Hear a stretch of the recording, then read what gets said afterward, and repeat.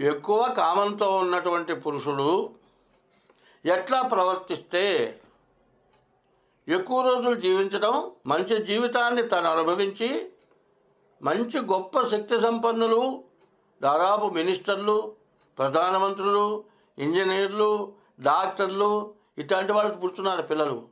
అటువంటి పిల్లలు మీకు సంతానం కలగాలి అంటే ఎక్కువ కామంతో ఉండటం వల్ల అటువంటి సంతానం మీకు కలగట్లే. ఎందుకు కలగట్లేదు చెప్తా వినండి. ఇప్పుడు జంతుజాలం ఉన్నాయి, దానికి ఒక సమయం ఉంది, సంవత్సరంలో ఒక నెలే ఉంది. ఆ నెలలోనే కామంతో కలుస్తాయి తప్పితే మిగతా టైంలో దాని జోలికి రెండో జాతి వెళ్ళదు. భాద్రపద మాసం వచ్చిందనుకోండి, బరగొడ్లు ఇంతాయి. సంవత్సరంలో మిగతా రోజులు బరగొడ్లు ఇంతాయా? ఈనవు. మరి చిత్తకార్తెలో కుక్కలు ఎక్కువ కలుస్తాయి. మిగతా టైంలో కుక్కలు కలవడం ఎక్కడన్నా చూస్తున్నావా? లేదు. మానవుడు మాత్రం ప్రతిరోజు కామంతో తయారైపోయినారు. ఎందుకంటే రెండో పని లేదు, అదే పని వాళ్ళకి. ఆ పని ఎక్కువ ఉండటం వల్ల ఎక్కువ రోజులు జీవితం గడవటం లేదు, చాలా తక్కువ రోజుల్లో పోతున్నారు. రకరకాల వ్యాధులు వస్తున్నాయి. ఎందుకో వస్తున్నాయి వ్యాధులు, ఎందుకో రావట్లే. మన ప్రవర్తన నుంచే మనకు రోగాలు వస్తున్నాయి. ఎప్పుడు కూడా ఒకటి ఉంది, రోగ నిరోధక శక్తి అనేది శరీరంలో ఎప్పుడూ ఉంటుంది. డాక్టర్ ఇచ్చే మందుల కంటే శరీరంలో నుంచి ఒక మెడిసిన్ తయారవుతుంది. ఆ మెడిసిన్ వల్లే శరీరం ఏదైనా జబ్బు వచ్చినా మళ్ళీ తట్టుకొని నిలబడుతుంది.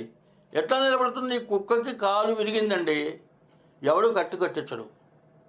అది ఎగురుకుంటూ 4 రోజులు నడుస్తుంది. ఇరిగిపోయిన కాలు ఎవరూ కట్టించకుండానే దానికి సెట్ అయిపోతుంది. ఏమిటంటే దాంట్లో రోగ నిరోధక శక్తి ఉంది. మనకేముంది? రోగ నిరోధక శక్తి లేదు. ఎందుకు లేదు? ముందుగా వస్తున్నది 2 రకాల వ్యాధులు, హార్ట్ అటాకు, క్యాన్సరు. ఈ హార్ట్ అటాకు, ఈ క్యాన్సర్ ఎందుకు వస్తుందంటే తినే నూనెల వల్ల ఎక్కువ వస్తుంది. తర్వాత మనం చేసేటువంటి ప్రవర్తన వల్ల వస్తుంది. మనం తీసుకునే ఆహారాలు కాక చెడు అలవాట్ల వల్ల వస్తుంది. ఈ చెడు అలవాట్లు మానుకోవాలి. క్యాన్సర్ రాకుండా ఉండాలి, హార్ట్ అటాక్ రాకుండా ఉండాలంటే ఇటువంటివి మానేయాలి. తర్వాత ఇంకోటి ఉంది, ఇంట్లోనే అటాచ్డ్ బాత్రూమ్ లెట్రిన్ కట్టుకుంటున్నారు. ఇదివరకు చూడండి, పల్లెటూళ్ళలో మీరు బాగా గమనించండి, నేను చెప్పేది నిజమో అబద్ధమో ఆలోచించండి. ఇంట్లో లెట్రిన్, ఖాళీ స్థలంలో కూడా లెట్రిన్ లేదు. ఓ చెంబు తీసుకుంటారు, నీళ్ళు తీసుకుంటారు. దాదాపు ఊరు దాటి 1 కిలోమీటర్ నడిచి అక్కడికి వెళ్ళి లెట్రిన్కి వెళ్తారు.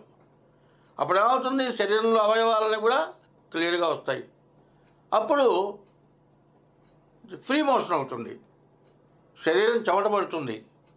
కిలోమీటర్ పోయి కిలోమీటర్ నడిచి వస్తున్నాం. ఇవాళ ఏం చేస్తున్నారు? నడవయ్య అంటే నడవట్లే, తిని కూర్చుంటున్నారు. ఇంట్లోనే అటాచ్డ్ బాత్రూమ్ లెట్రిన్. ఇవన్నీ కూడా చాలా మార్చుకోవాలి. ఇది ఎవరిని విమర్శించడానికి కాదు, ఎవరి మీద ద్వేషంతో కాదు, అందరూ బాగుండాలనే ఉద్దేశంతో చెప్పే మాటలు ఇవి.